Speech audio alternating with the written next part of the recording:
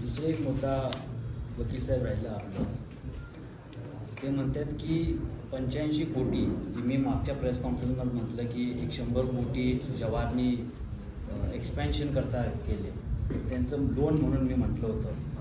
पण त्यांचं चेअरमॅनचं म्हणणं आहे की एक इन्व्हेस्टमेंट आहे. इन्व्हेस्टमेंट असू, लोन असू या खाजगी देणी असू, जेव्हा जवाहरला बाजूला काढायचं आहे आपल्याला, तेव्हा आपल्याला हे 85 कोटी अरविंदभाई द्यायला लागणार ना, का ते सोडणार आहे? मग हे 85 कोटी इनडायरेक्टली सभासदवरच, श्रीरामवरच खर्च झालं ना. आणि त्यांचं म्हणणं आहे चेअरमॅनचं अजून की अजून एक 25 ते 30 कोटी घातलं तर आमचा श्रीराम 10,000 टन होईल. पण आज आमचा श्रीराम 4,000नच आहे ना, का 4,500 नाही. आणि 4,500ला तुम्ही 85 ते 90 कोटी खर्च जवाहरनी केला आहे. आणि त्यांचं म्हणणं आहे की मी जे वाक्य वापरले की जुनी मशिनरी वापरतो, त्यांचं म्हणणं आहे की नवीन मशिनरी आहे. ते आता आम्हाला प्रशासकाच्या माध्यमातून कळलं की जुनी मशिनरी आहे का नवीन आहे का किती वर्ष वापरलेली मशिनरी आहे. आणि जर नवीन असलं तर आम्ही तुमच्याकडून माघार घेऊ.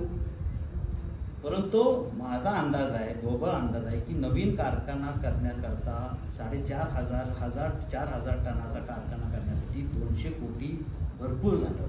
आणि नवीन कारखाना केल्यानंतर त्याचं आपण जे परत फेड म्हणतो की एक 5 ते 6 वर्षात कारखाना निर्मित उद्योग केला म्हणतो.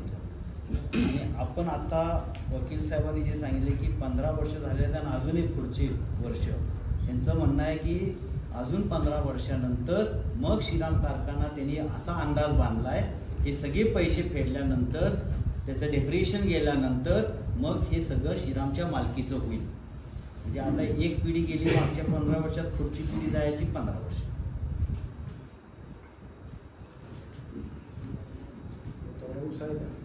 ऊस तालुक्यात आहे, ऊस तालुक्यात 20 ते 22 लाख टन ऊस आहे आपल्या तालुक्यात. सभासद जगला तर पाहिजे. आणि आमचं अजून एक म्हणणं आहे की सभासदच्या माध्यमातून जसं माळेगाव कारखाना म्हणा, सोमेश्वर कारखाना म्हणा, त्यांनी त्या सहकार संस्थेची कारखान्याची संस्थाच काढल्या. एज्युकेशन संस्था असतील, टेक्निकल संस्था असतील, मंगल कार्यालय असतील, ते इनडायरेक्टली फायदा सभासद लावतात. माळेगावसारख्या सभासदांना तर त्यांना ड्रिप कारखाना करून देते, त्यांना खतं देते आणि मग बिलातनं कापते. आपल्या कारखान्याच्या उद्योगाने आमच्या सभासदला FRP देण्यापेक्षा काय फायदा दिला एवढं त्यांनी सांगावं. आमच्या ज्या ठेवी पण होत्या पूर्वीच्या, त्याच्यावर पूर्वी आपल्याला व्याज मिळायचं नाही, आज व्याज मिळते का, किती ठेवी राहिल्यात, काय केलं त्या ठेवीचं, याचं पण कुठेतरी खुलासा करायला पाहिजे.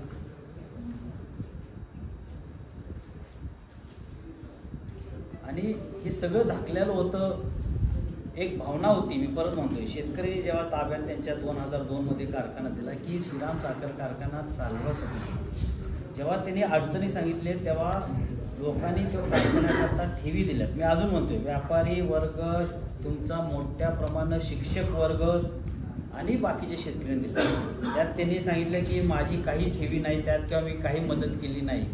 ते पण मला पण 2002ची मला जरा खात्री करायला पाहिजे की माझं आहे का नाही. पण मी म्हणतो वैयक्तिक बोलू नका, मी आज तालुका बोललो होतो की त्या तालुक्याने तुमच्यावर एक भरोसा, एक ट्रस्ट निर्माण करून की तुम्ही कारखाना चालवण्यासाठी, आणि ते तुम्ही 1 वर्ष 1 सीझन चालवल्यानंतर तुम्ही जवाहरला चालवायला लागले.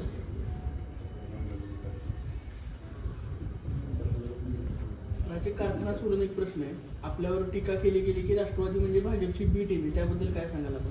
हे बघा, त्यांनी 99 पासून गेले. 99चं खासदारकीचं इलेक्शन त्यांनी काढले, त्यावेळेला लक्ष्मण पाटील तात्या उभा होते, दादाराजी उभा होते, इंद्रराव काका पण उभा होते. आणि आम्ही तेव्हा उघड प्रचार केला. त्यांनी शिवसेनेचा केला, मी काँग्रेसचा केला आणि त्यांनी राष्ट्रवादी. आम्ही घरी बसून कधी प्रचार केला किंवा आम्ही दार लावून कुठल्याही इलेक्शनमध्ये प्रचार केला. आता पण यांचा खासदारकीचा प्रचार करताना आम्ही जाहीर स्टेजवर होतो. यश मिळालं नाही मिळालं ते गोष्ट वेगळी द्या. आमदारकीचा पण प्रचार करताना आम्ही दोघं स्टेजवरच होतो. आणि आणि ब टीम माझ्या फलटण तालुक्याच्या राष्ट्रवादीत आमचे आमदार हे राष्ट्रवादीच्या पक्षातले आहेत. मी तालुका अध्यक्ष म्हणून काम करतोय आणि जिल्हा अध्यक्ष म्हणून बाळासाहेब सोळसर काम करतो. मला एक प्रश्न विचारायचा आहे, तुम्ही राष्ट्रवादीचा प्रवेश घेतला, त्या स्टेजवर दीपक चव्हाण होते, मग काय मी म्हणायचं का दीपक चव्हाण राष्ट्रवादी अजित पवारचं बी टीम म्हणून काम करतात? असं नाही, बी टीम आणि अ टीम नाही. आणि आम्ही महायुतीचं काम करतोय, आम्ही एक मित्रपक्ष आमचा अजितदादा गट, एकनाथ शिंदे आणि BJP. मग एकामेकाच्या कार्यक्रमामध्ये कधी जर स्टेजवर कोणी प्रवेश केला आणि आम्ही तिथं असलो तर आम्ही काय म्हणायचं थांब आम्ही स्टेजच्या बाजूला जातो? बस इथं तुम्ही तुतारीचं उमेदवार असून तुम्ही आमचं घड्याळाचं उमेदवार घेताय, ह्याचं कुठे तर फरक आहे का नाही? एखादा एकनाथ शिंदेचा माणूस येईल, आम्हाला तुमच्यात प्रवेश करायचा आहे, कर बाबा, आम्ही युतीच आहे ना. मग त्यात अ आणि ब टीम काय?